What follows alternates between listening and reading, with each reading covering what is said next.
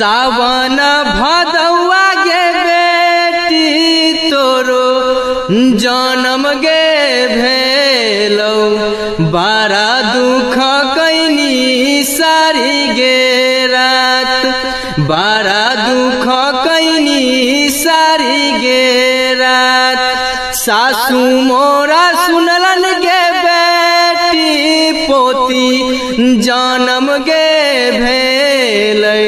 ठोकी लेलन बाजार गे के बार ठोकी लेलन बाजार गे के बार ननद मोरा सुनलन गे बेटी भतीजी जन्म गे भेलै घरे घरे दिया देलन बूताई घरे घरे दिया